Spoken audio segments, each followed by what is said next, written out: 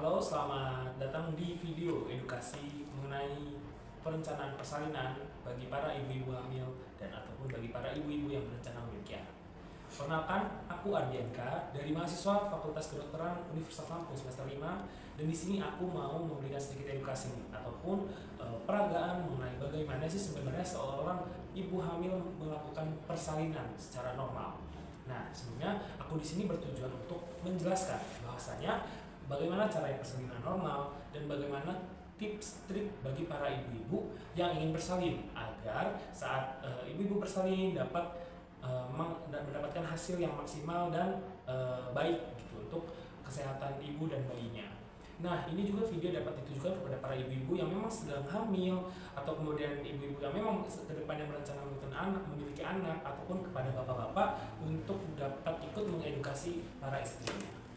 Nah, pada kesempatan kali ini aku ingin menjelaskan nih sedikit rangkaian dari seorang ibu hamil bisa sampai ke proses persalinan.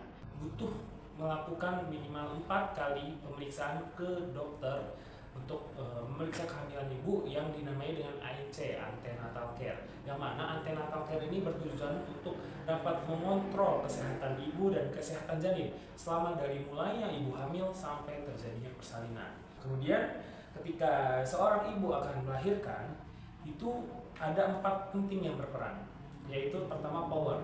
Power itu adalah kekuatan kan bahasa Indonesianya, yang mana kekuatan ini dimiliki oleh seorang ibu, yaitu kontraksi dari rahimnya dan kekuatan dari mengejannya. Nah, kemudian dari power ini ada passage. Passage ini adalah memang keadaan yang dimiliki oleh seorang ibu atau passage yang mengantarkan si bayi. Nah, passage ini bisa kita nilai dari jalan lahirnya, lunak atau keras. Kemudian kita bisa melihat nilai panggulnya. Untuk panggulnya seorang ibu, apakah bentuknya ginekoid atau bentuknya android dan lain sebagainya. Nah, dan yang memang mayoritas seorang ibu itu memiliki panggul berbentuk ginekoid sehingga memudahkan pintu bawah panggul ini dapat melahirkan bayi.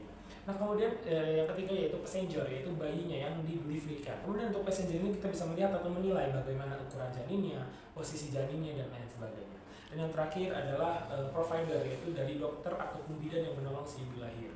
Nah, kemudian seorang ibu nih ketika sudah mengandung hampir 9 bulan dan sudah masuk ke masa ingin persalinan, maka seringkali akan muncul adanya gejala pada ibu ya, ataupun tanda-tanda apakah ibu ini sudah siap bersalin atau tidak. Gejala yang dapat terjadi yaitu bisa berupa lightening, bisa berupa pola kaki sulit atau sering kencing. Jadi mungkin ibu-ibu yang hamil tua itu jangan heran kalau misalkan memang sudah ada rasa selalu ingin sering kencing gitu, karena itu salah satu tanda-tanda seorang ibu juga ingin bersalin. Dan kemudian adalah hisnya menguap. Nah, yang ketiga adalah serviksnya sudah matang. Sehingga ketika serviks sudah matang artinya pintu dari uterus ataupun rahim sudah siap membuka. Dan yang keempat adalah his palsu atau kontraksi palsu. Jadi apa sih yang dimaksud kontraksi palsu itu adalah kontraksi bohongan ya, intinya bukanlah suatu kontraksi asli untuk melahirkan, namun ini sering terjadi pada uterus atau pada rahim ibu ketika sudah mendekati persalinan. Misalkan 3-4 minggu sebelum persalinan, kadang kontraksi dari ibu atau di sekitar perut itu bisa mengencang ya. Dan ini adalah salah satu tanda bahwa ibu sudah ingin melaksanakan persalinan. Nah, untuk his palsu ini juga kadang terjadi nyerinya di sekitar panggul bagian bawah, dan gejala his palsu ini adalah nyerinya pendek dan tidak teratur. Nah, sedangkan ketika memang sudah saatnya persalinan, his atau kontraksi itu akan terus menerus keras, sedangkan kalau his palsu ini tidak teratur, hanya sebentar saja. Nah, kalau tadi adalah gejala tanda-tanda mendekati sebuah persalinan, kalau ini adalah aku jelaskan mengenai tanda-tanda persalinan yang memang ibu ini sudah siap untuk bersalin, yaitu his kuat atau his alsi atau his asli. Tadi kan his palsu, kalau ini his asli ini adalah ketika si ibu nyerinya sudah melingkar di seluruh area panggul dan kemudian nyerinya juga teratur, bukan pendek lagi tapi teratur. Nah, kemudian tanda ketiga adalah saat di bawah jalan akan semakin kuat. Makanya kadang seringkali ketika seorang ibu ingin melahirkan namun kontraksinya masih kecil, maka kadangkala seorang ibu akan disarankan untuk berjalan keliling klinik ataupun berjalan keliling taman untuk dapat memperkuat dari kontraksi uterusnya. Yang terakhir adalah serviks atau pintu dari uterus tersebut sudah mulai mendatar dan membuka perlahan sehingga bayi akan siap untuk keluar. Nah, sekarang ada peragaan bagaimana seorang ibu melahirkan seorang anak. Nah, yang mana mungkin seringkali ibu tuh kepo bagaimana sih proses yang terjadi saat seorang ibu melahirkan anak, dan kiat-kiat apa saja yang memang dapat membantu seorang ibu bersalin agar lebih mudah. Yang pertama, dalam proses persalinan itu dibagi menjadi 4, yaitu ada kala 1, kala 4, kala 3, dan kala 4. Kala 1 adalah proses di mana mulainya pembukaan dari serviksnya seorang ibu, ya.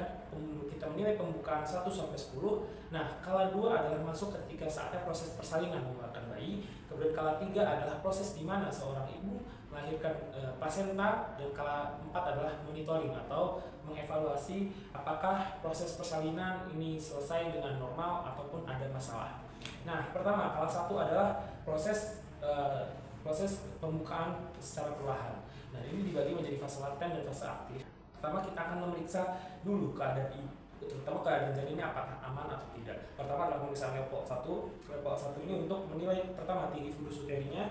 Kita ukur apakah memang sudah cukup dengan apakah memang sama tinggi fundus uterinya dengan usia kehamilan ataupun tidak. Karena jika berbeda, mungkin saja ada masalah seperti malformasi atau lainnya. Dan kemudian kita akan memeriksa Leopold 1, yaitu kita periksa di daerah di sini, di sekitar fundus uteri. Nah, kemudian kita periksa apakah di sini presentasinya adalah bokong bayi ataupun kepala bayi. Nah, jika bokong bayi memang berarti sudah kita lanjutkan ke Leopold 2. Leopold 2 adalah pemeriksaan DJJ bayi atau detak jantung jantung bayi. Nah, kita periksa dulu apakah punggung bayi di sebelah kanan ataupun di sebelah kiri. Jika kita sudah bisa mengidentifikasi punggung bayi di sebelah kanan, kita bisa mendengarkan detak jantung menggunakan stetoskop yang khusus untuk mengeceknya. Dan kemudian Leopold 3 adalah untuk memeriksa bagian di bawah ini apakah presentasinya kepala ataupun bokong. Dan yang terakhir adalah Leopold 4, apakah si kepala bayi sudah masuk pintu atas panggul atau belum. Berikutnya ada masuk ketika kala 2. Nah, kala 2 adalah bagaimana seorang ibu proses melahirkannya terjadi. Nah, untuk tanda-tanda seorang ibu sudah siap di kala 2 atau belum adalah pertama 4, yaitu perineumnya menonjol atau perjol. Perineum menonjol. Perineum itu adalah daerah di antara ini adalah bagian vulva atau vagina ibu, dan di bagian bawahnya adalah rektum ataupun anus. Perineum adalah daerah di sekitarnya, gitu, di sekitar vagina ataupun di sekitar vagina dan sekitar anus.